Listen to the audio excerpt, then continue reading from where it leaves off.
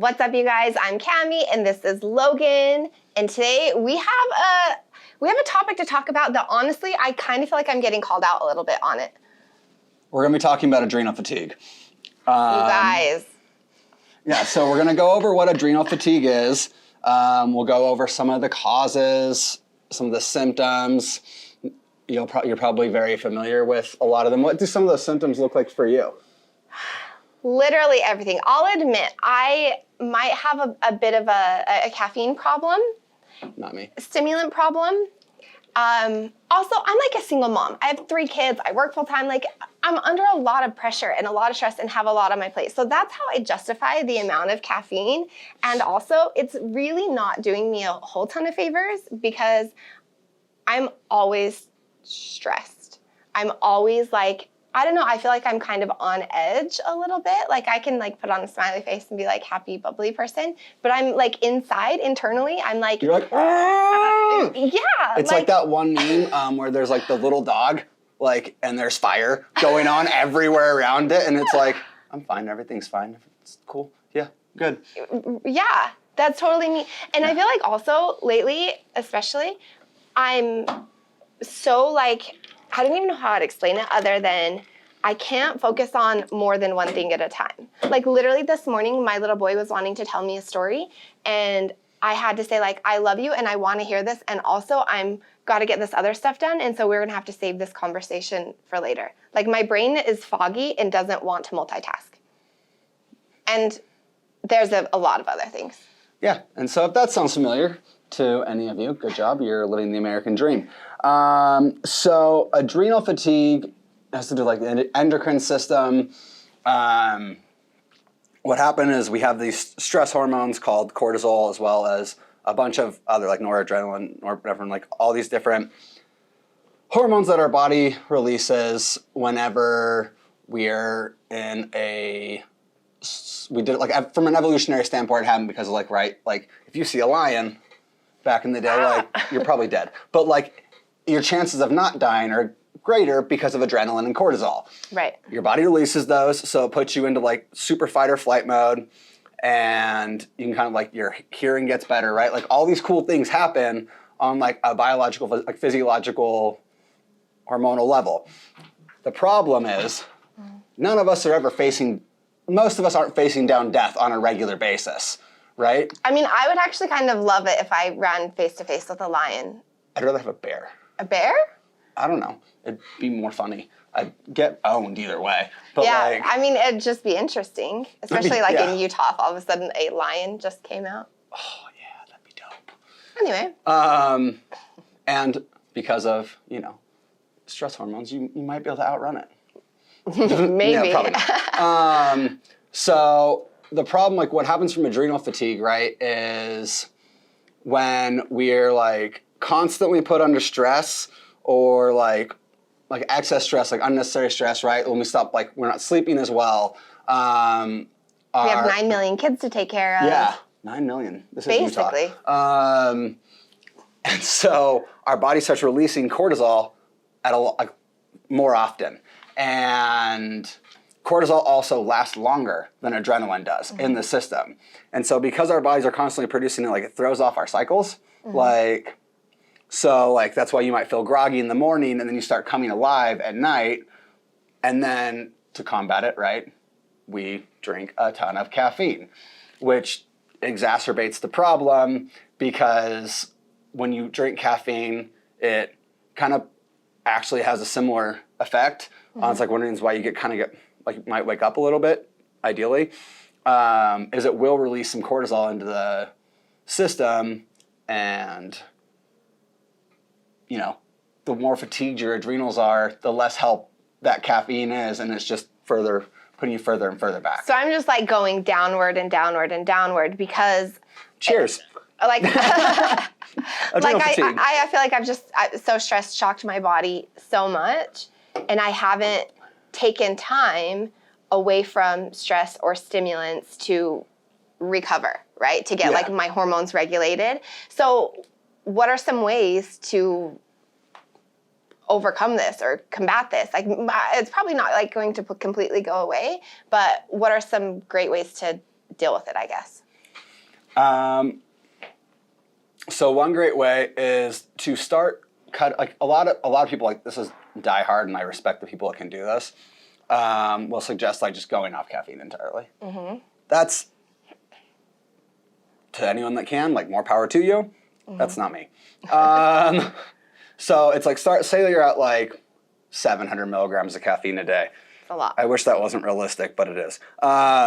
You start cutting down like 100 milligrams or 200 milligrams, right? Like, and then you slowly get to a point where it's like, if you can go off caffeine, go for it. But like, how many people really want to be off coffee alone, let alone pre-workout? So like, you can get it to like, coffee in the morning, right, with a pre-workout.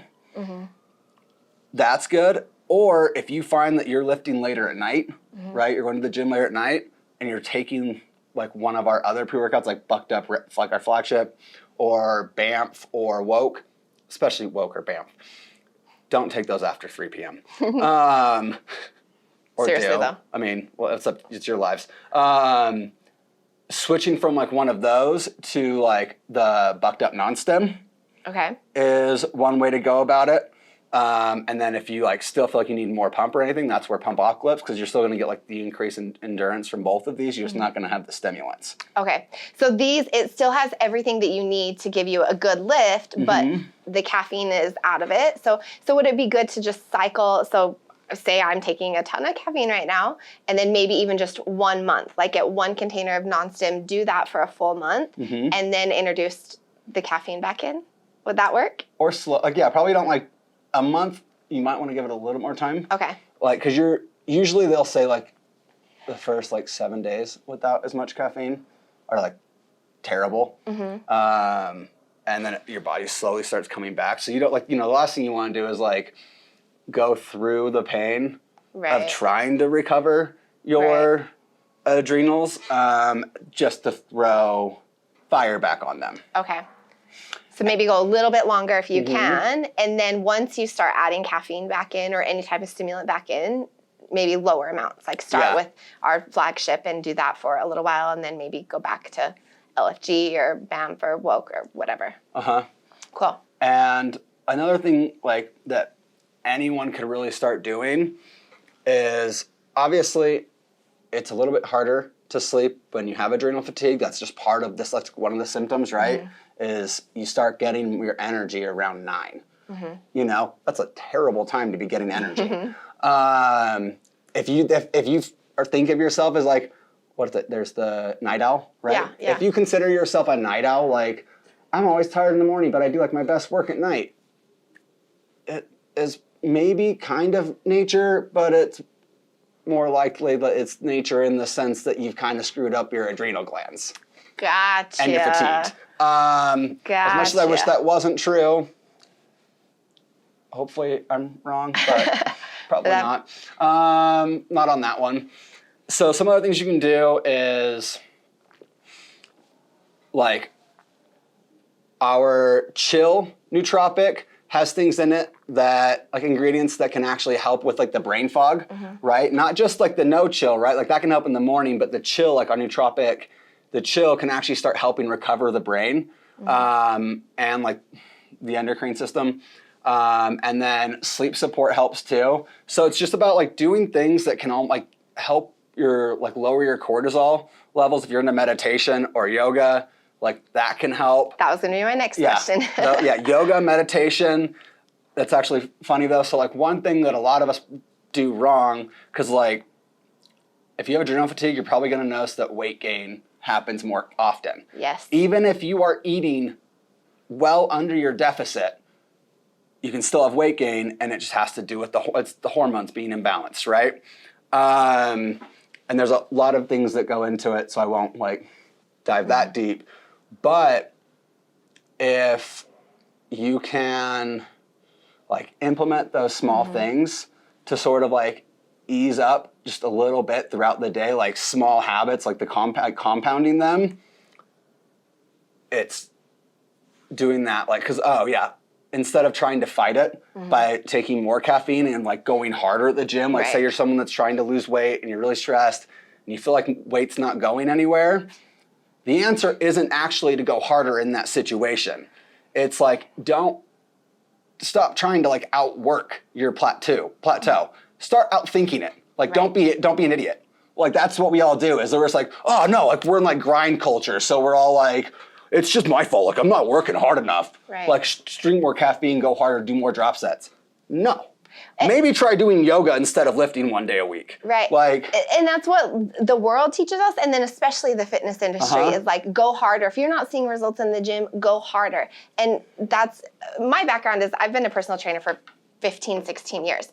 And so I've worked with so many different clients over the years that have had issues like this come up. And what's interesting, a couple of years ago, one of my friends that also, she'd been a personal trainer for 15 years, competed, I think that season she had done like 8 shows, right? So that is so insanely taxing on a body. And it was crazy because this girl like never cheats on anything. And after her last show, she was reversing exactly the way that she was supposed to and just kept gaining weight. It ended up being like 50, 60 pounds. And literally was following her exact protocol, wasn't cheating at all. And eventually, it took almost 2-3 years to heal her body and heal her hormones. But a lot of it had to do with this, exactly what we're talking about. And the way to finally heal her body was to majorly taper back, like to start eating more food, like healthy calorie food, and to go way easier in the workouts, like not doing any HIIT, not doing any high intensity, like lifting sessions. It was literally going back to like walking really quick, and I'm going to yoga. interrupt because this is a controversial opinion. I need to get it out there really quick. If you are someone that has thinks you might have adrenal fatigue, and you do high intensity interval training more than 1 time a week, I want to slap your hand. Stop. For your sake, like, obviously, like a bodybuilding competition, that is much more taxing on the body than most people will ever really experience, right? Just because you're at such a caloric, like, especially so if she's doing it 8 times in a year. Like, she kind of asked for it. No offense to her, but like, most of us aren't to that level, right? You know, like most of us aren't that depleted or like overworked, whatever, in that sense. But it's easy to get that way. And so it's like, it's one of those things where you want to start paying attention to your adrenals earlier rather than later. You're right? Yeah, because by the time she'd done all that damage, it was like, okay, now we're in like a really crappy shape. And recovering from that, it was it was heartbreaking to watch. It honestly was. It was heartbreaking to watch because, again, like, she's a personal trainer. She's all over social media. She has programs. She has coaching to do. And for her, she was like, my body is my billboard. Like, this is what I do, is I train and I coach for a living. And even owned a supplement company at the time. And she was like, and now all of a sudden, I've ruined my body because I've been taxing it so much and not giving it enough recovery. And people might think that I'm like full of crap when I'm telling them like what to do right, because I don't look the part anymore, if that makes sense. So yeah, it's so important. Like, listen to your body. That would be hard. Like, I wouldn't.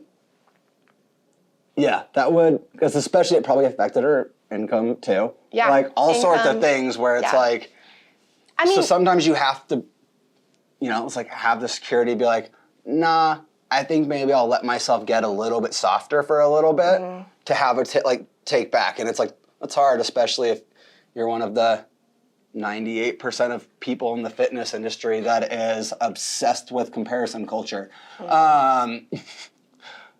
So, you know, like, even if you have to do like 2 or 3 days a week where you're almost treating it like you would like a carb cycling diet, like a caffeine cycling thing. Just that's smart.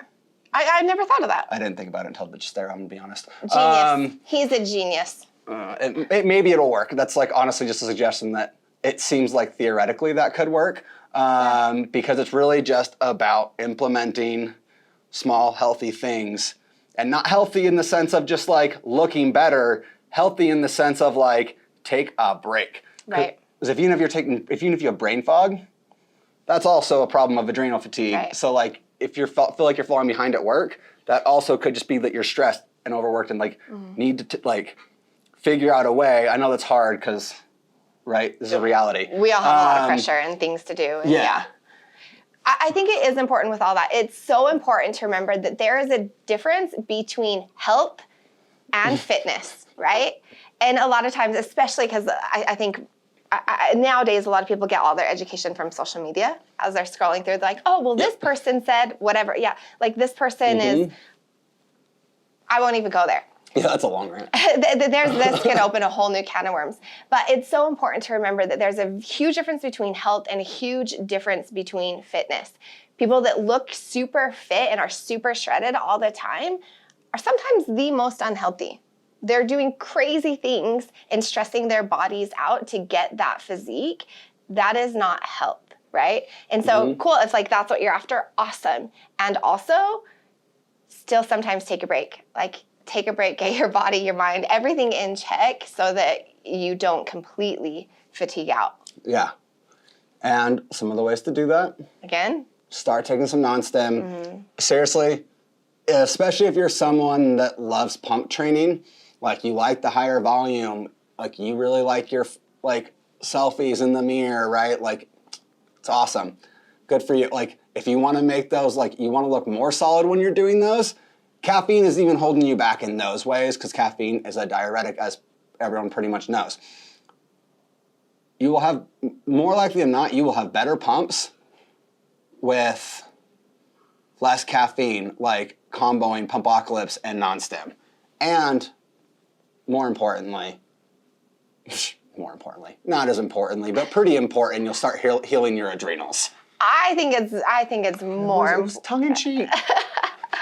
It's very important. So anyway, that's kind of it. That's all we got to talk about, right? Just take care of your body, get all the great workouts, but then also cycle off sometimes. Try the non-stim, pair it with the pump, and kind of give your body that little bit of cleanse every now and then to get rid of some of the caffeine, the stimulants out of your system. And peace out. That's a wrap. Bye, guys.